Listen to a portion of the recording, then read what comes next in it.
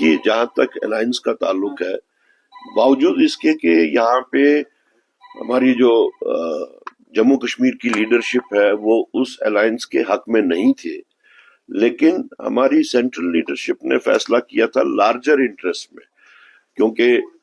Alliance جن parties کے ساتھ یہاں ہوا وہ انڈیا الائنس کے بھی حصے دار تھے، تو ایک لارجر انٹرسٹ کے تحت انہوں نے باوجود اس کے کہ ہم لوگ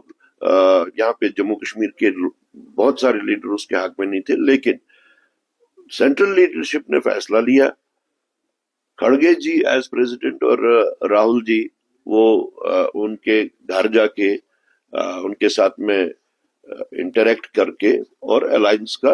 فیصلہ لیا گیا۔ تو مجھے نہیں لگتا کہ کانگریس میں کوئی ایسا ہوگا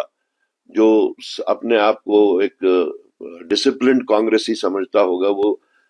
کھڑگے جی اور راہل جی کے فیصلے کو چیلنج کرے گا۔ اب اگر کسی نے کہا ہے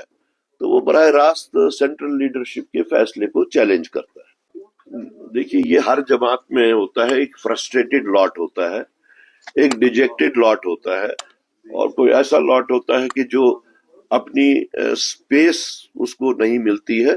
تو وہ ایسا فرسٹریٹڈ ڈیجیکٹڈ لاٹ بعد میں ایسے ہی باتیں کرتا ہے۔ وہ نیشنل کانفرنس میں بھی ہوتا ہے، وہ پی ڈی پی میں بھی ہوتا ہے، وہ بی جے پی میں بھی ہوتا ہے، کوئی بڑی بات نہیں ہے، اس کو زیادہ اہمیت دینے کی ضرورت۔ دیکھیے آپ مودی جی کے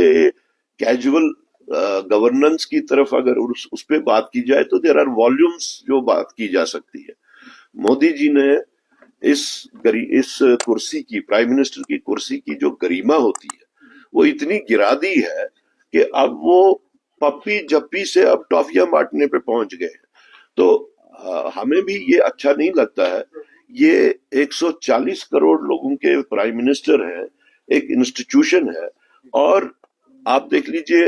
لوکل لیول پہ یعنی ملکی سطح پہ اور اب بین الاقوامی سطح پہ کیسے میمز بن رہے۔ بحیثیت ایک ہندوستانی ہم جب ایسی چیزیں دیکھتے ہیں تو ہمیں خود سے شرم آتی ہے کہ ایسا مسخرہ پن کرنا، ایسا جنگوئزم کرنا، تھیٹریکل طریقے سے اپنے آپ کو پیش کرنا غیر ملکوں میں، تو یہ ہندوستان کی